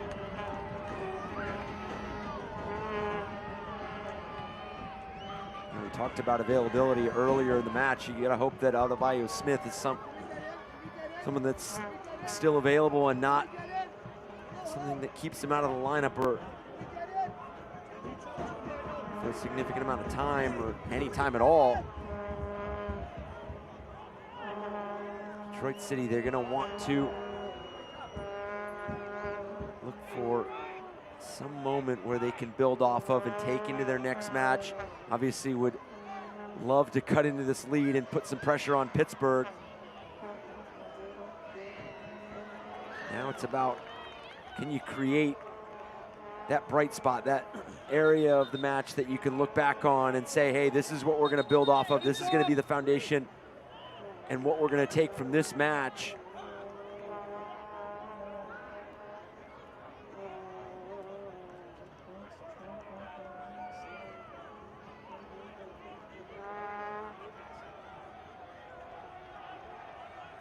Detroit City looking at a schedule that features 3 of their next 4 games on the road.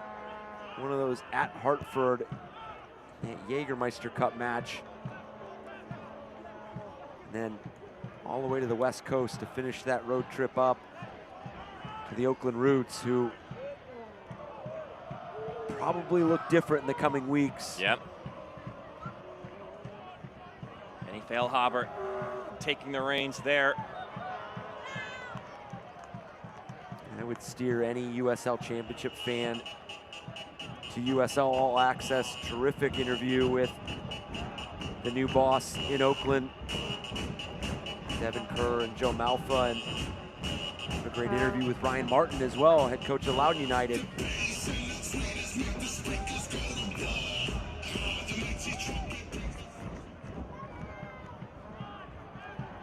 Always a good show on USL All Access, and if you're a Riverhounds fan, it's been a good show here this evening. Detroit has some work to do going forward. That's going to be 7 straight games across all competitions without a win. Here's the bright spot, though, and it's something that both teams had the ability to take solace in going into this game, and that's the system that North American soccer plays on, which is the playoff system, which means you do not have to be the best team all season long. You just 100%. need to peak at the end of the year and make that playoff run. That's a great point, and that's something for, if they drop this game, Detroit City points. And that's something, to your point, is going to be, can you navigate some of the ebbs and flows of a season? Can you be that team that continues to build in and gets hot at the end? And saw it with Pittsburgh last year. They had to kind of pull themselves out of a tough start. They got hot towards the end of the season. Obviously, Colorado Springs Switchbacks, who went on to win the entire USL Championship. They went 0-5 to start the season and scored 1 or 2 goals in those 5 matches, so weren't flying out of the gates and got themselves in the playoffs and won when it mattered in those tight matches.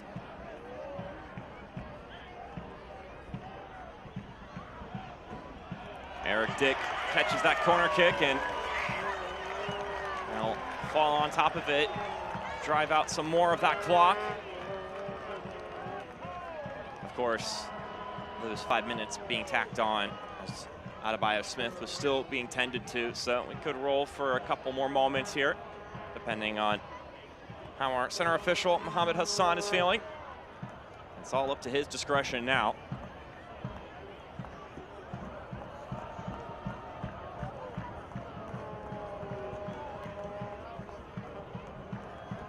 Right now, as it reads, 1 shot for Detroit City, none of those on target.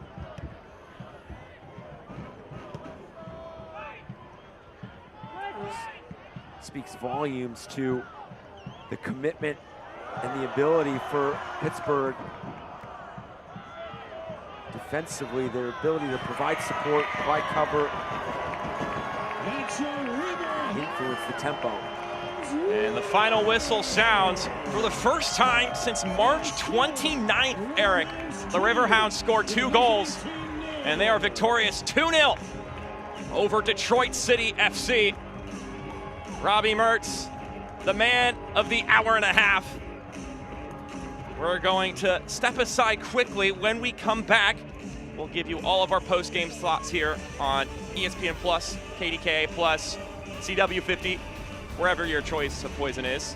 We'll see you then.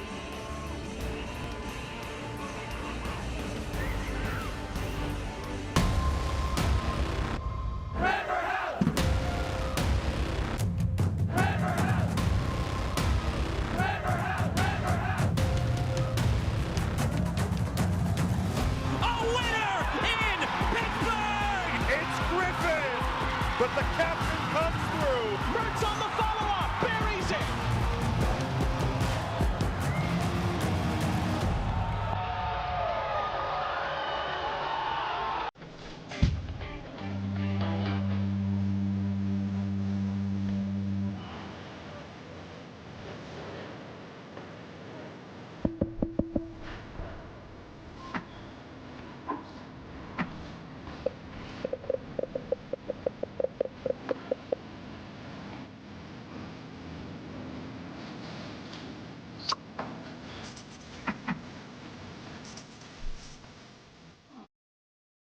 Hi, this is Anthony with Sell Pittsburgh Now. We're buying as-is houses for cash all across the Pittsburgh area. We make it quick and easy to sell your unwanted house. We buy houses as is with no repairs. Whether it needs a ton of work or is in good shape, we buy them all and pay cash fast whenever you need it. You don't need to fix up a thing or even clean up. And best of all, no fees or closing costs. We're Sell Pittsburgh Now, and we want to make you a fair cash offer. Call 412-385-0000. Here is a look at our save of the game. Well, scratch that, Eric. Eric Dick, 0 saves in the match. So shout out to the other 10 players on the pitch for the Pittsburgh Riverhounds. He was saved of doing any work in this game. Presented by Smoothie King. He can get a smoothie after clocking in and clocking out without having to really do too much. So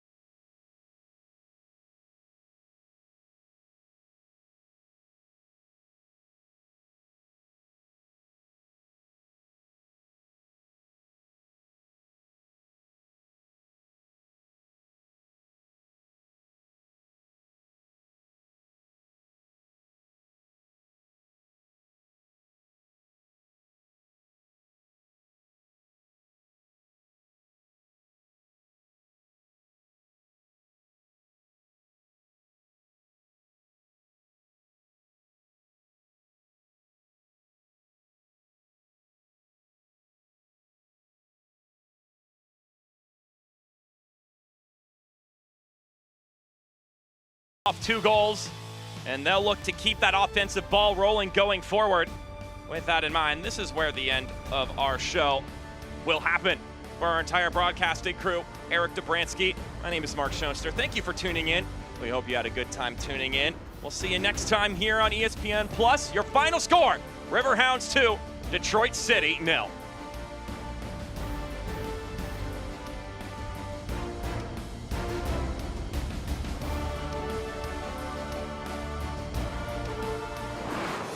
This copyrighted telecast of the United Soccer League cannot be retransmitted, rebroadcast, or reproduced without the express written consent of the United Soccer League.